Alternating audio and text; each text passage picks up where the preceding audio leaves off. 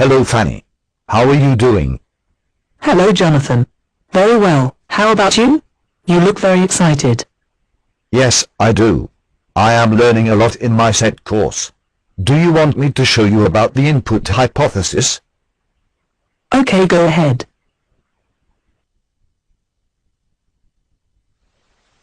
What do you see there? I do not understand anything. It is information, but it is not in the right order. Let me show you something. Hocus focus.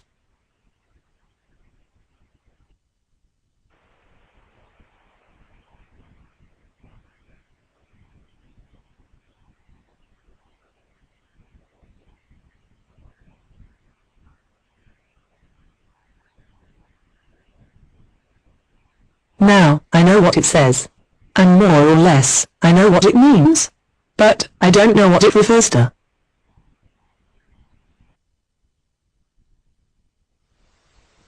Well, let me explain you. First, he is Stephen Krashen. He is a linguistic and he has many researches in language acquisition. He proposed a theory for second language acquisition, and he established 5 hypotheses in this theory.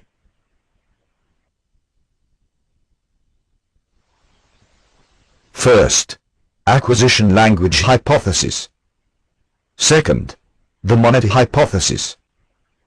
Third, the natural order hypothesis. Fourth, the input hypothesis. Fifth, affective filter hypothesis.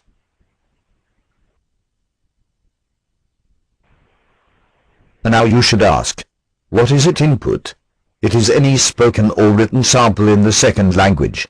So, comprehensible input, according to Krashen cited in Troik, 2006, if input is understood, and if there is enough of it, the necessary grammar is automatically provided. Probably the best kept secret in the profession. We acquire language in one way, and only one way, when we understand messages. We call this comprehensible input.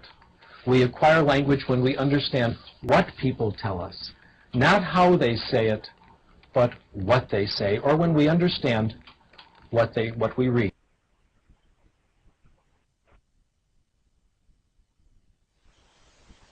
The input hypothesis is that acquisition occurs when one is exposed to language that is comprehensible and that contains I plus 1. The I represents the level of language already acquired, and the 1 is a metaphor for language, words, grammatical forms, aspects of pronunciation, that is just a step beyond that level.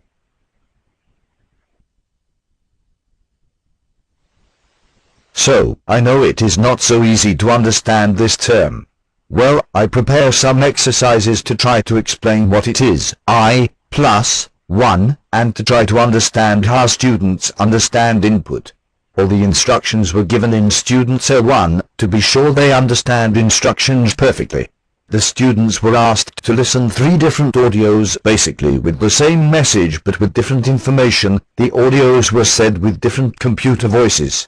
What I wanted to prove is, if factors as rhythm, intonation, mimic, among others, affect people's comprehensible input.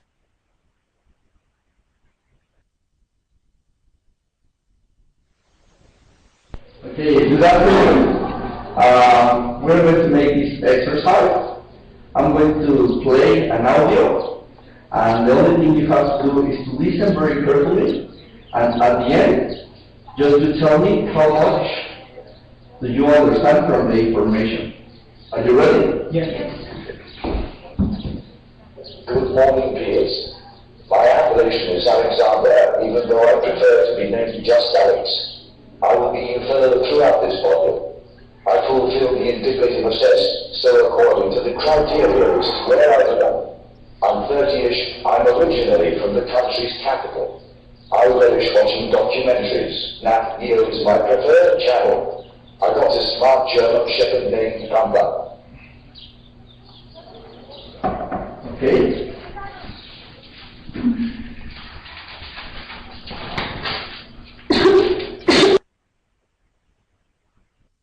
In this first audio, most students understood less than the half of the information. That means I plus 3 or 4.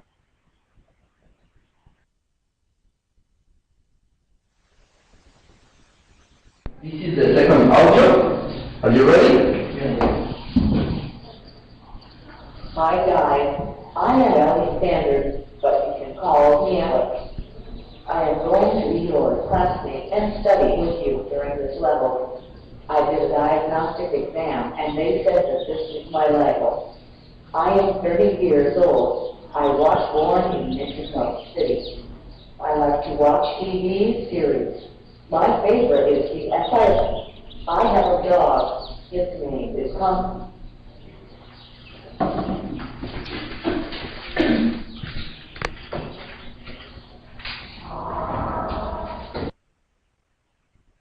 In this second audio, most students understood more than 50% of the information, but not everything that was said.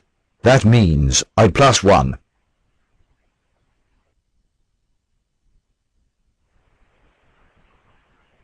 Okay, good afternoon. My name is Jonathan, but if you want, you can call me John or Jonathan, it's okay.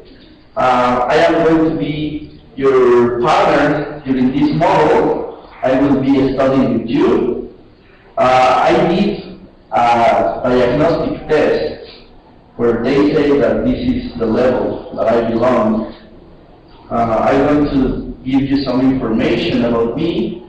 I was born in Mexico City, India, and I have some hobbies. I love to watch TV, especially TV series, and Dr. House is my favorite. Also, I love animals. Dogs are the one that I love the most. And I have a very lovely dog named Pumbaa. Okay, so that's everything.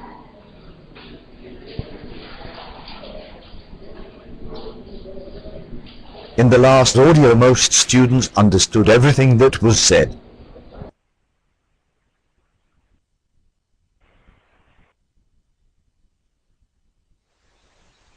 According to Krashen, the final part of the input hypothesis states that speaking fluency cannot be taught directly.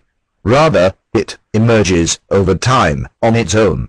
The best way, and perhaps the only way, to teach speaking, according to this view, is simply to provide comprehensible input.